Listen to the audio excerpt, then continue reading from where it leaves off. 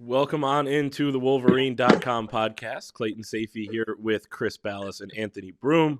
Michigan football season is over, but we're still working here. Off season is in full swing, guys. It feels like every other minute there's a guy either declaring for the draft or in the transfer portal. We saw Sean Nua, defensive line coach, leave to USC. We'll talk about that in a little bit. We're also monitoring Jim Harbaugh's situation, something we were talking about right after the Ohio State game, that he deserved a raise and that he was probably going to get it. Looks like that's going to be the case. At the same time, probably want some other assurances as well. So, Chris, I just kind of want to throw the floor to you. You had a couple updates, but the most recent one on Wednesday night. Doesn't sound like anything's changed since then. There's some confidence that some things are going to get done and Michigan's going to push forward. What's the latest? How much do you want to share? Yeah, they want it done by Sunday or early next week at the latest. A lot of boosters are very interested, obviously, and they have a say. These are the ones that sign checks and help with the NIL stuff and everything else. So a deal has not been reached. There have been reports, I believe, on that, but nothing has changed. They are close. They are close, and they are together on a lot of points, but a couple sticking points that have to be worked out. Contrary to popular belief, NIL cannot be figured into a contract because it is against state laws and I think university or NCAA laws as well. Ha ha ha, right? NCAA rules.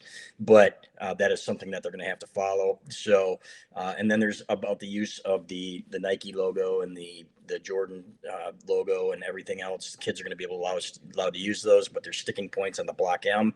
And they would probably have to pay for the right to use that at least a little bit if they wanted to do that. But it sounds like uniforms will be okay going forward. So, but more than anything, Jim Harbaugh wants to keep his staff intact and strengthen his staff. And it sounds like they will be given more money to hire a few more people. In addition, they will get some more money for their assistants. They've already lost one in Sean Nua. We wrote about that a week ago, too, that other teams were interested in him, not just as a D-line coach, but as a coordinator. He ended up being the D-line coach at USC, which we'll talk about in a minute. But the most important thing to him, I think, is not about his money, and he's proven that by giving away some of his bonus money, but getting the staff the money that they deserve and keeping them together because, like he said, this is the beginning of something he thinks is going to be pretty special. Yeah, and the thing too with the NFL stuff, I mean, we've seen the reports. I mean, the reports have come from you too, Chris, where the Raiders are willing to offer Jim, I think, up to $12 million. I never really got the sense that it was going to be about outbidding him. It was just going to be what was fair not only for him, but for the staff, for the resources. Let's be honest. I mean, that was last Friday night was a little bit sobering in that you saw that there's still another level that you need to reach as a program. And in order to do that, you need the resources to do so. So, it seems like things are trending in the right direction. We always have, it seems like these 1 to 2 weeks of whispers and rumors every single year, but it certainly seems like everything's sort of coming to a head and there's not, we're not firing up anything on the back end to prepare for a coaching search or anything like that. It's more of it seems to me like it's more of a when, not if. So that's correct. Yeah. And I think that's first of all, it feels like Groundhog Day in that respect. I mean, all of last December and January, we were in a similar spot, kind of waiting on this type of stuff, but obviously a different situation, right? He's going to get a pay bump this time. And I think what both of you guys touched on is important in this, because I think he was like, hey, if I'm going to get us to the Final Four, right? If I'm going to get us to the college football playoff, well, I want to be able to go there and win. And, if we're going to get there and win those games, we're going to have to change a couple things up. One, like you said, Chris, the assistant coaching salary pool, which is the easiest thing to do. You got to keep the guys. If you have this great staff that he was able to assemble last year, which he did, the guys you want to keep, you want to have the resources to be able to keep them. And then when you talk about NIL can't be in a contract, obviously, but talking about the licensing stuff, the copyright things where, hey, he's going to fight for his guys. Remember the video back in fall camp when one of the regents was speaking to the team, and then Jim went over and was like, hey, what do you think about the whole Block M thing? And the whole team went crazy. So that's obviously been something that he's been interested in ever since NIL passed. So I think it's more so now, hey, he's going to get a raise because he deserves it. And also, well, we're at this stage now in college football. We've reached that level. And we want to put it over the top. And I think that's just some of these things that he wants in this deal, or maybe not even can't be written in, but can be things that they talk about at the table. He wants to make sure those get done so he can, take this thing even higher. And he's got the leverage now. Last year he had no leverage coming off a 2-4 season, and so he can put it out there, or whoever can put it out there. And they're not just putting it out there to put it out there. Jim loves the Raiders organization and always has. The Raiders have always loved him. That's where he got his start from Al Davis, and he quotes him all the time. And he said that was the guy. That was my guy. It's way back in 2003, 2004, I think it was. So at the same time, he loves it at Michigan, and he does. And you could see it on his face this year. I couldn't have said the same thing last year when it got really ugly, and you had guys. I think it was Ronnie Bell who said we couldn't stand to be around each other. And you could see it, AB and Clayton, you could see it that these guys didn't like each other and there was a chemistry issue. This year was a completely different thing. And you can see that Jim Harbaugh has been rejuvenated. That's what we said needed to happen for Michigan to reach its peak again. And boy, they got every bit out of their talent this year, in my opinion. 12-2, what a fantastic year. They'll probably finish number 3. So, but it's not just about getting there. It's about staying there and competing with Ohio State on an annual basis and making the playoff every couple of years, 3 years, 4 years, whatever, as the Big Ten champion is going to do most of the time. And I would imagine that the playoff will get expanded, but that's another argument for another day. But in my opinion, this is really, like he said, it's the beginning. And like we said, when it broke, when we said it a couple weeks ago, about a week and a half ago, about the Raiders thing, that it sounded like the beginning, of course, of a contract negotiation. So we do expect it to get done next week. And there will be other NFL teams that come calling. Make no mistake, if this thing doesn't get wrapped up quickly, Michigan's boosters and the administration, they know that. Yeah, the one thing I'll say about the NFL rumors too is that like you never hear him rumored for like the Jacksonville Jaguars or or these piddly organizations. Well, it's Trent usually Baalke's there. They got Trent Baalke as a GM. I'm throwing the example out there, but it's always like, so he gets to start with the Raiders, and like Jim Harbaugh is inherently just a football man through and through. So if the Chicago Bears, for instance, came calling, like that's a channeling Mike Ditka and all those old teams, and obviously a team he used to play for. Like you normally only hear the teams that like he either has a tie to or has a great respect for. So I don't want to say this has all just been a leverage play. Like I would tend to believe that these teams are calling and they're willing to offer a ton, but it certainly does help as leverage. And like I said, I think it's in Michigan's best interest on all fronts to get it done sooner rather than later. I mean, we've seen, without going too deep into the past, we've seen what happens when phone calls go unanswered or things get dragged out a little bit. Weird things can happen. So hope that this thing gets done. There's a lot of work to do still. I think if Jim Harbaugh felt that Michigan had tapped out its potential, maybe we're having a different conversation, but I don't think he feels that way. And I don't feel that way. I mean, there's still a lot that you can attack and get after and get better at. This doesn't have to be the storybook dream season. It truly can be the beginning of something that can be sustainable here. Yeah, I think that's a great point too on the organizations that get rumored, right? He's not searching for just any job. I want to leave Ann Arbor. It's, the Bears drafted him. He played there for 6-7 years. And then the Raiders obviously got his start there as we talked about. And the Lions. Yeah.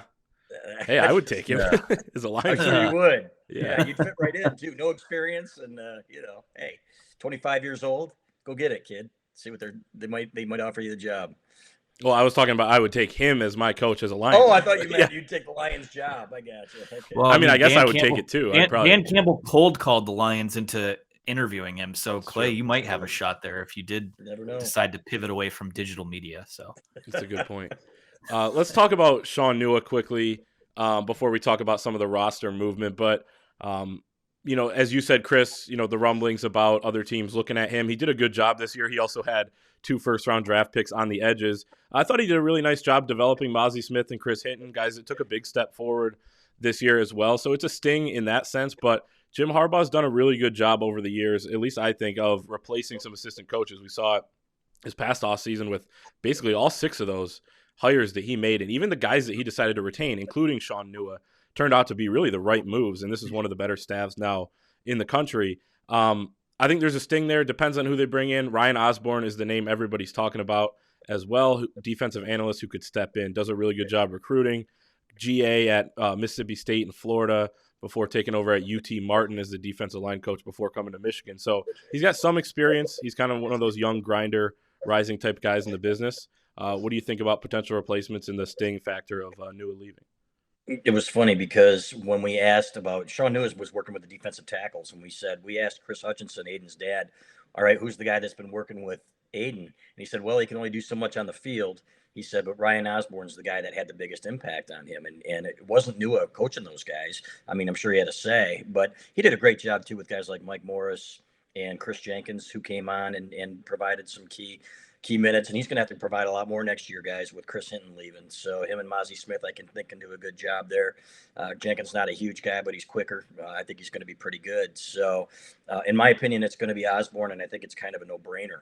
He's got Aiden Hutchinson's backing, and he said what he did for me was unbelievable. And he said, I think at some point, he's been a hands-on guy before, right? And I don't know how much he could work with them on the field. I know that people were saying that he was, and he got in trouble for it, so on and so forth, which was quickly, they quickly stopped it, maybe a secondary violation or something like that. But he is the logical replacement, in my opinion. And I think he would have left for UConn or somewhere else if Jim Harbaugh hadn't said, hey, look, we're going to have a room for you. And I'm not saying he forced Sean Nua out. I do think Sean Nua is probably more comfortable on the West Coast, honestly.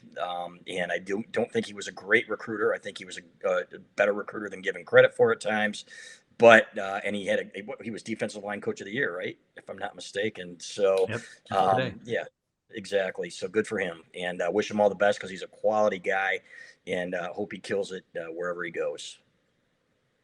Yeah, I'm on board with all that. Also, I joked with Clayton about this earlier, but it will also press conferences will have a lot less of the term fricking in it now that Sean Nua is no longer in Ann Arbor. I thought he did a really nice job.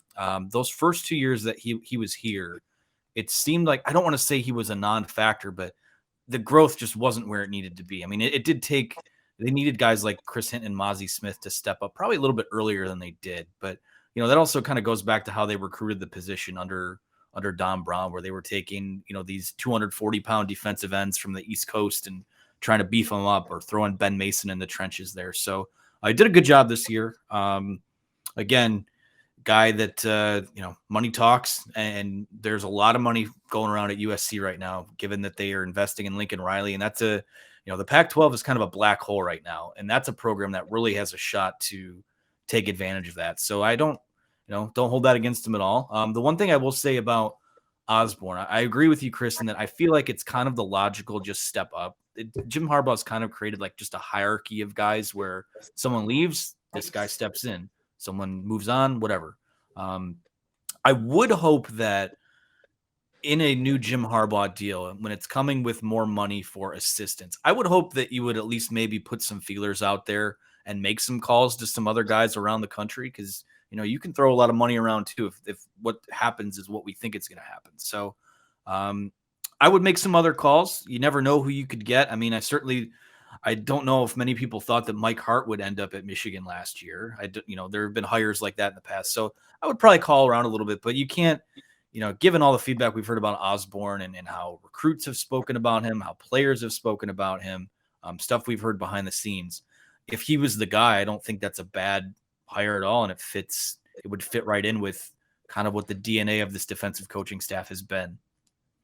Yeah, I agree with that. I think it's worth looking around as well. It would be somewhat of a risk to take a guy who only has a year or two of on-field experience. He's worked with edge guys for a long time in both of his GA duties. He's worked with some really good edge guys, Montez Sweat at Mississippi State and some others at Florida. But, maybe look at if you can get a proven commodity, especially like you said, if you're going to raise that pool. So Aiden Hutchinson, David Ojabo gone. It makes the job a lot harder for whoever takes that defensive line job. We also saw Dalen Baldwin head to the NFL, Chris Hinton as well on the defensive line go to the NFL, which was the biggest shock.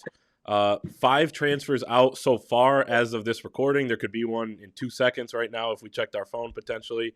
That's just kind of the way things are going right now in college football. But nothing's really shocked me on the transfer side of things. Like I said, Hinton was a surprise. Baldwin, the situation there was probably a little bit different. I think he was planning on coming for 1 year anyway and taking a shot at the NFL. That's a mutual thing. They've got to get down to 85 scholarships this year.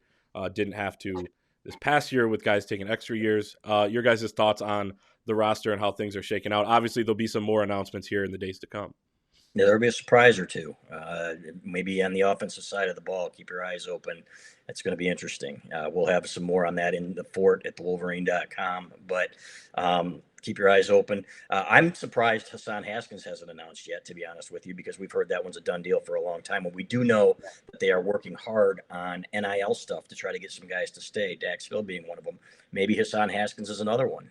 And maybe they can say, hey, you want a guaranteed $1 million. Here's, we've got NIL stuff lined up for you. You get to stay, make your money, more than you would make in your rookie year in the NFL, and you get to come back and try to protect your championship, win another championship, and repeat. So we'll see. I'm not expecting it, but we'll see what happens. Vince Gray is a guy who was talking about leaving after the Orange Bowl. If I were him, I'd probably reconsider that and say, hey, come on back and maybe get some NIL money here. That was a tough game for him, unfortunately. Yeah, he played well for much of the year. It just wasn't meant to be. So, and there will always be others, guys. It's just the nature of the business now. You talk about transfers in and out. Guys, Darian Green-Warren was no surprise. Andre Seldon was no surprise. We could have told you in the middle of the year those guys would be likely to go. I was really happy to hear that Kalel Mullings, we broke the news that Kalel Mullings will be back, accepted into the Ross Business School. So he's not going anywhere. This kid cares about his education, and hopefully he can get to the point where he contributes. Josh Ross, I thought that was interesting because we'd heard from people very close to him that he was probably leaving. And then after the game, he told Doug Karsh, he says, I haven't decided yet. So he's still thinking about it. But there'll be others. So be it. It's like Bill Parcells always told our Doug Skeen, doesn't matter who comes and goes. Every team is different every year, even if it's one or two guys. So they're going to have a lot. They're not going to be able to replicate last year, but they're going to have the culture's in place, in my opinion, to have another nice year. Yeah, I don't know how binding an arrangement it is, but I know Hassan Haskins did accept a Senior Bowl invite, so I don't know what goes into that. I think you can get out of it, but I do too. If you can renege on that as long as you haven't signed with an agent or something. Yeah. Jim Nagy's a Michigan guy. They would figure it out if there was a way to do that. But yeah, not really. The only one I'm legitimately surprised by so far was Chris Hinton. That's you guys know I keep a pretty close eye on mock drafts and player rankings and things like that. And not that carries a whole lot of. Speaking of Jim Nagy, I've brought that up to him before, and he's like, none of that means anything this time of year. But regardless, I like to keep tabs on that stuff. I haven't seen Chris Hinton pop up on any of that. So, if you're ready to go, you're ready to go. I'm never going to disparage someone who takes a shot on themselves. I don't know if maybe Sean Newell leaving had something to do with that, but regardless, he's gone. We certainly weren't surprised to see Anthony Solomon go, was recruited to play the Viper in that previous defense.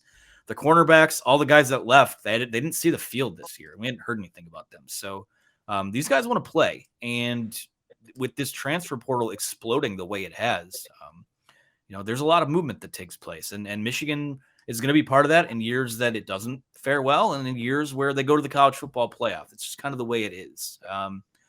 Dan Villari, I can't say is too surprising. He was like the 3A, 3B backup to Cade and JJ this year. Michigan's bringing in 2 quarterbacks in this upcoming class. So, again, guys just want to play, especially when you have the DNA at that type of position like quarterback where you just want to get out there and make a difference. There'll be a spot for all these guys somewhere. No other really. It seems like we're still waiting on Dax Hill. None of the departures. I don't know. Josh Ross hasn't popped up on a lot of draft stuff either. So maybe coming back for another year isn't the worst thing in the world. But other than Dax Hill, I can't, like you said, Chris, this team's going to be different next year, but a lot of these guys are coming back and the DNA is going to be different. How it looks different. But yeah, we're kind of just waiting on that Dax Hill shoe to drop here. In that vein, I loved what Aiden said after the game, talking about how he was already in that locker room, talking to some of the guys who he knows are going to be the leaders on next year's team and telling them, hey, this is what needs to be done and, follow this mold and, keep your head up. This is just the beginning. I love to hear that as well because, as you guys said, it's a different team. The leaders are gone. In many cases, you still have Cade McNamara and some other leaders returning on this team, but you have a little bit of that trickle down. Chris, you talk about it with Skeen all the time, how it's that thing where you're an underclassman. You watch how the older guys do it. They win a championship, and then you go from there, and you're able to do it when it's your turn. So I thought that was really encouraging. Last thing real quick, we talk about transfer portal out, and I know Michigan doesn't get many transfers in, but For me, that thing starts on the defensive line, both at edge specifically, D tackle, especially now with Chris Hinton leaving. I think you could look at a safety. I would look at potentially a big running back like they did with the Arizona State kid as well a couple weeks ago, who ended up going to Ohio State as a linebacker. Where do things start for you guys in the transfer portal if you're Michigan? Because we know Jim Harbaugh said on signing day they're thin in both the defensive backfield right now, especially after losing a few of these depth guys, and then also at edge, which he flat out admitted. Where would you guys start in the portal? Right there, you nailed it, and they will. And the hard part, of course, being that it's not the mid-year guys that generally get in. Classes have to transfer, so it's usually the freshmen, who can afford to lose a couple classes, or grad transfers like Oluwatimi, I believe is how you pronounce it, from Virginia. So you're a little bit more limited at Michigan, and so be it. That's just the way it is. But getting Olu in there is a huge deal on offense. I think that was the one area where you're saying, okay, where can we get some help? You found it. I think every other position you're looking pretty darn good, and the offense is probably going to be asked to carry a little more of the load this year, guys. But on defense, yeah, another defensive tackle. I think Mike Morris can add a little more weight to his frame and play inside a little more. Chris Jenkins coming on helps, and if Mozzie Smith stays back, that's a good trio. Let's see what happens with Donovan Jeter. He's got another year of eligibility left, and who knows? Maybe they bring him back. He's never leaving. He's never leaving. The guy's been here for 8 years, and Jim Harbaugh says he still hasn't played his best football, but he's looking for him to play. He says he's still got another gear that he can reach, so maybe it's next year as a ninth-year senior. So, but defensive ends, absolutely. Braden McGregor didn't play a whole lot. I guess TJ Guy's in the mix. Taylor Upshaw coming back helps, but he's more of a run-stopping guy, not really a pass rusher, in my opinion. So that's where you have to start. And I think the defensive backfield as well, that wouldn't hurt. Who's the Northwestern safety? I guess he's probably leaning towards Notre Dame. Yeah, Brandon Joseph. So he's taken one visit so far to Notre Dame, and talking to people that cover Notre Dame, it sounds like they feel like it's going to be done by the weekend. So right, and that's fine. He's a stud, yeah, he is a stud. And Michigan's got some young talent there, but one more defensive back I think wouldn't hurt either. Here, Chris, what was the line from Animal House? 7 years of college down the drain. Exactly. Or we can go Tommy Boy. Yeah, a lot of people go to college for 7 years. Yeah, they're called doctors. So that's okay. And we're not talking on Donovan Jeter, who is doing a great job. No. It's just caught the reference there. Totally lost my train of thought. Edge. Right. It starts at edge. I mean, there were times where guys like Jalen Harrell and even TJ Guy late in the year kind of came in and he did some things, but you don't have anyone that's like, it seems like when Michigan has had this lineage of pass rushers, there's always kind of been like that next guy in line. I don't see that with what they have now. So edge is certainly something I would attack. Really just the front seven in general. Even if Ross comes back, I'm not crazy about their depth at linebacker or their size or their athletic. Really just linebacker in general, size, athleticism. I think it's an unfair comparison, but when you watch a guy like Nakobe Dean run across the field to make a play, like that's what you need now. And they don't really have that. And maybe there's some things. The one thing I'll say about McDonald is that I think what you can do, what he is able to do, and something that he was at the forefront of with the Ravens was they will adapt based on their personnel. Like this defense will look different next year based on what they feel like they're good at. Probably wouldn't say they'd scrap it, go back to the drawing board, but it'll be, hey, what are you guys good at? What do we want to be? So those meetings will take place, but anything in the front seven, I think is something they should go after. With Olu, I think they might have the best. I mean, as good as Andrew Vistardis played this year, they got a Remington Award caliber guy there. I mean, that's on paper, that's an upgrade. And on paper, it gives you what could be, one of the best interior offensive lines in college football. So that's huge for next year, especially if you're looking to dip in the portal to get one of those power run guys that'll get you a tough yard, or we'll see what happens there. But yeah, I'm with you. I think most of their positions of need will be on defense. I don't think I would really do much with the offense at all. I don't think they need to really dip in for anything. They're deep at most positions outside of running back. That unit's going to have to carry a lot of the load next year. But I do feel like defensively, there's a lot of guys in the portal now. So you talked about how it's tougher to bring guys into Michigan given what some of the restrictions are. There's a lot more guys in there than there have been. So there's going to be a fit somewhere, if nothing else, just as another body. So we'll see how they attack that. You would hope that they're able to add some pieces somewhere. There's a lot of work to do, but It is also January 6th as we record today, so a lot of time to figure it all out. It's a good point. Off season is in full swing very, very quickly, as we found out earlier on this week and throughout the week. Good stuff, fellas. We'll continue to monitor, of course, the Jim Harbaugh situation, all the roster movement, all the assistant coach potential movement, keeping guys, whatnot, extensions, all of that at thewolverine.com. $1 gets you an entire year. That deal will not last forever, so do that right now. $1 at thewolverine.com.